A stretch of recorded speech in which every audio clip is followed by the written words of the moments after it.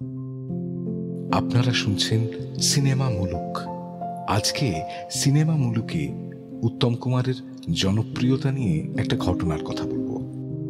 জীবদ্দশায় উত্তমের জনপ্রিয়তার কথা অল্প বিস্তর সকলেই পড়েছেন বা জানেন, কিন্তু সেই জনপ্রিয়তা ঠিক কোন স্তরে গিয়ে পৌঁছেছিল সেটা বোঝা যাবে এই ঘটনাটি শুনলেই।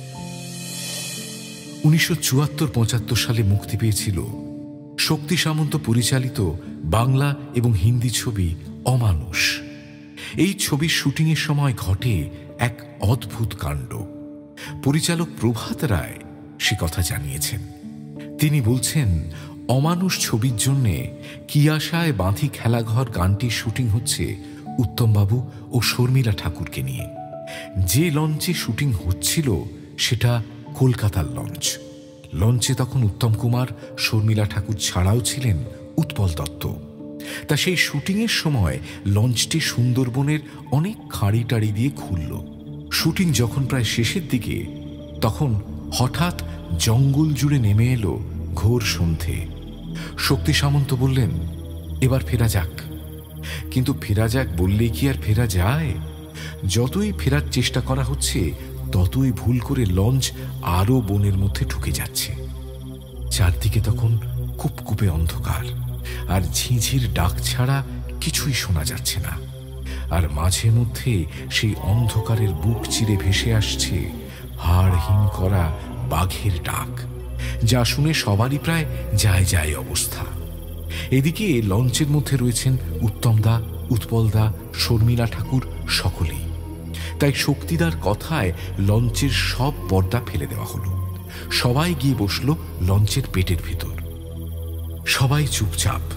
তার মধ্যে উৎপলদা মাঝে মধ্যে অবস্থাটা হালকা করার জন্যে মজা করে বলছেন, শর্মিলা, আমরা তো তোমার শ্বশুরবাড়ির দেশে চলে এসেছি, টাইগারের দেশে। এদিকে সকলেরই খুব টেনশন। শক্তিদা লঞ্চের উপরে দাঁড়িয়ে দেখার চেষ্টা করছেন কিছু বোঝা যায় যদি। হঠাৎ তিনি দেখতে পেলেন যে দূরে একটা আলো জ্বলছে। সেটাকে লক্ষ্য করে লঞ্চ সেই পারে নিয়ে গিয়ে লাগানো হলো। শক্তি সামন্ত নেমে গিয়ে দেখলেন যে একটা ছোট্ট চায়ের দোকান। তাকে গিয়ে শক্তি সামন্ত কি যেন একটা বললেন। দেখা গেল যে লোকটা একটা কেটলি করে চা আর একটা ধামায় করে মুড়ি নিয়ে উঠে এলো। লঞ্চে উঠে এসে যে মুহূর্তে উত্তম কুমারকে দেখল, অমনি সাষ্টাঙ্গে প্রণাম করল। তারপর সবাইকে বলল, আপনারা এগুলো খান, আমি একটু আসছি বলে চলে গেল। সবাই তখন চাটা খাবে কি, ফিরতে পারলে সকলে বাঁচে।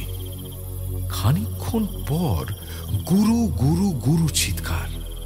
কি ব্যাপার? সকলে পর্দা তুলে দেখে যে পাড়ে অন্তত প্রায় 500-600 লোক হবে। হারিকেন অন্তত 100-2-3। সকলে গুরু গুরু গুরু বলে চিৎকার করছে। বাঘের ডাকটাক হারিয়ে গেছে। তারা চিৎকার করছে, আমরা গুরুকে দেখতে চাই। তখন উত্তম কুমার বেরিয়ে এসে ডেকের উপর দাঁড়ালেন। লঞ্চের যে সার্চ লাইট সেটা ওর মুখে ফেলা হলো, এবং তখন যে কি প্রচন্ড হাততালি আর কি প্রচন্ড চিৎকার ওই জঙ্গলের মধ্যে, তা ধারণা করা যায় না। এই ছিল উত্তম কুমারের জনপ্রিয়তা। শুধু শহর নয়, সুন্দরবনের প্রত্যন্ত গ্রামের মানুষও তাদের স্বপ্নের গুরুকে দেখার জন্যে একেবারে পাগল ছিল।